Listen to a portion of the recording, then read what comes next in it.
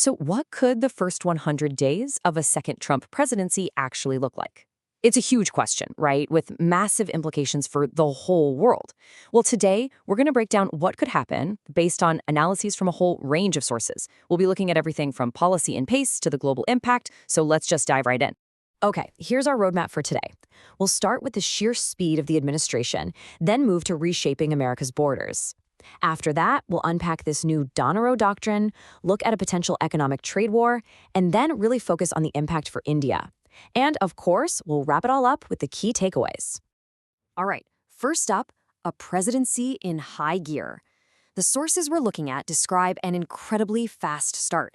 We're talking about a real shock and awe campaign of executive action, basically aiming to make huge changes right from day one. And just look at this number, 143. That's how many executive orders were reportedly signed in just the first 100 days. To put that in perspective, that is the most of any president in that same period.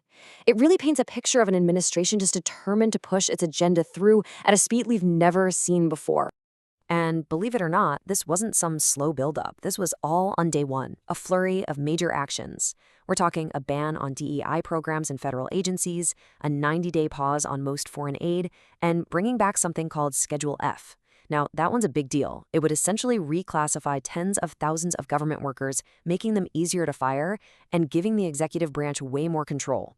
And as if that wasn't enough, also an attempt to end birthright citizenship using an executive order. Talk about sending a signal right from the get-go. So that incredibly aggressive start leads us right into our next topic, reshaping America's borders. The sources are really clear on this. Immigration was a huge, multi-pronged focus from the very beginning of this hypothetical term. And the policy shifts being described here are just sweeping. You had the Laken-Riley Act signed into law, which requires detaining illegal aliens accused of theft. Then there was that executive order trying to end birthright citizenship. On top of that, the start of mass deportations and the shutdown of the CBP One app, which was then sort of rebranded for self-deportation. They even invoked a really old law, the Alien Enemies Act from 1798, to deport suspected gang members. And you can see here what some advocacy groups were saying about the potential impact. The National Immigration Law Center had some really strong words for one piece of legislation. They said it would, quote, destabilize communities for generations and strip even lawfully present immigrants of access to crucial things like health insurance and food aid.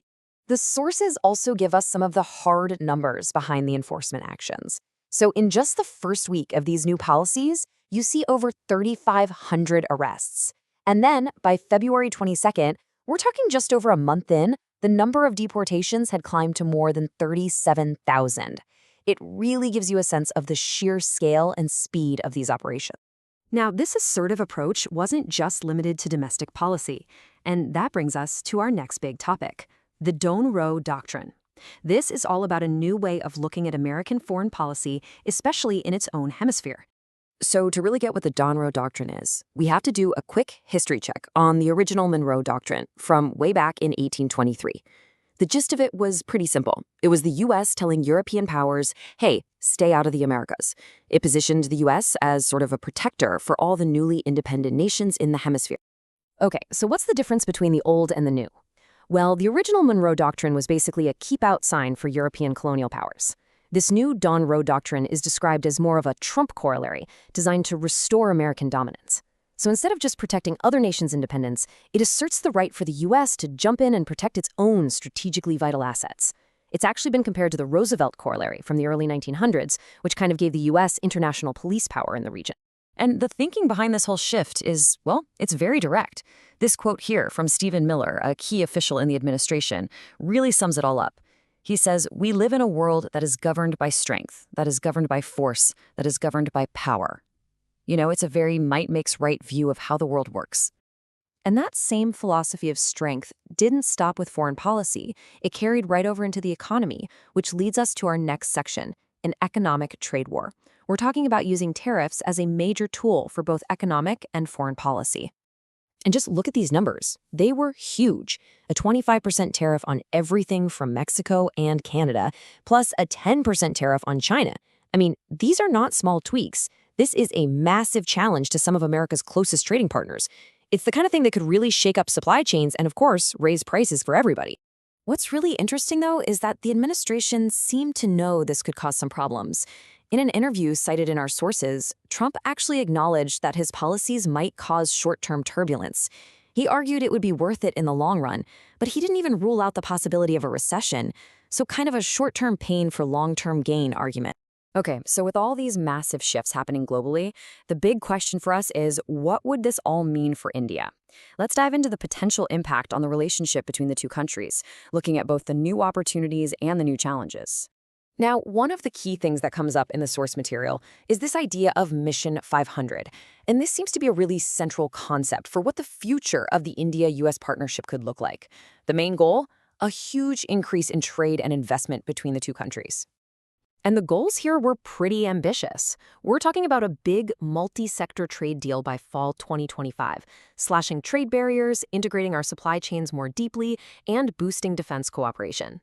So what's really interesting is that while there might be trade wars brewing elsewhere, the U.S. could be looking to forge a much stronger, more strategic economic partnership with India. Okay, wow, that was a lot to cover. So let's take a breath and boil it all down to the key takeaways from this hypothetical first 100 days. So, to recap, what did we really see here? First, an incredibly aggressive start, just a record number of executive orders. Second, a really hardline stance on immigration, with a huge focus on enforcement and deportation. Third, that big foreign policy shift, the Rodro Doctrine, aiming for assertive dominance in the Americas. Fourth, a clear willingness to get into trade wars, even if it meant some short-term economic instability. And finally, and this is a big one for us, the real possibility of a much deeper, more strategic trade relationship with India. And all of that leaves us with one final, big question to think about. How might a nation's super assertive domestic and regional priorities end up reshaping its strategic partnerships all across the globe?